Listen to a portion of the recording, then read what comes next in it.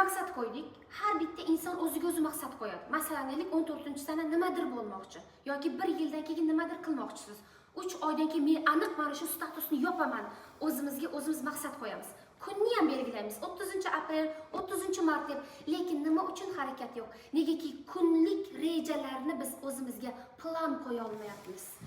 Kunlik rejalarda birinchi navbat siz har doim komandangizni, jamoangizni mustahkamlash emas, o'zingiz tomonidan ham yangi insonlarga kompaniyaning mahsulotlari haqida yangidan informatsiya berish ham kirishi kerak.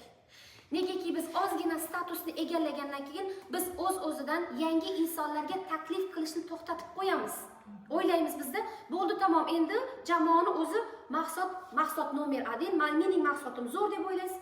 Zo'r. Hamma kompaniyaning mahsuloti zo'r. Nomer 1 endi odamlari o'zi kelib olaveradi deb o'ylab qolamiz va qaysidir joyga borganda komanda to'xtaydi. Mening maslahatim sizga, ya'ni siz qaysi darajadagi ustoz bo'lishingizdan qat'iy nazar, har oy o'zingizga kamida 4 nafardan siz yangi litsolarni mahsulotni tushuntirish, ofisga olib kelish, aylantirish, qanday biznes ekanini tushuntirishni siz o'rgatishingiz kerak. Mana shu vaqtida bizda to'xtash boshlanmaydi va buni kundalik rejaga tushirishni o'rganishimiz kerak. Kundalik rejaga tushirish nima degani?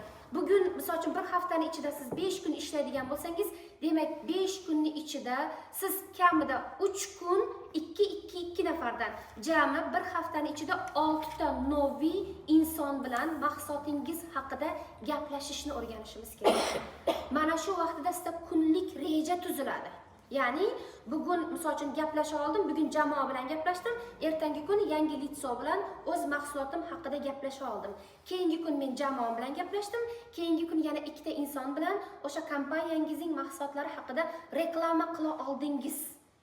Bizda esa bir haftada boshi oxiri bir nafar insonga biz aytsak aytamiz kompaniyamizning mahsulotini, aytmasak aytmaymiz, xayolimizda bir hafta ichida bizning jamoamiz ishlashi kerak ekanligini o'zimizcha his qilib yuramiz yoki faqat o'ylab yuramiz. Keyin nima deysiz? Kechirasiz, menda 100 ta odam mahsulot olgan, 100 tasi ham iste'molchi deb aytamiz. Negaki bir kun jamoa bilan, ikkinchi kun yangi litso bilan, uchinchi kun jamoa bilan biz kundalik rejalarni tuza olmayapmiz. Siz oylik reja tuzasiz, yillik reja tuzasiz. Buni son qaysi sana ekanini qo'yganingizning umuman ahamiyati yo'q. Agar siz kunlik rejalarni, odatlarni o'zgartirmasangiz.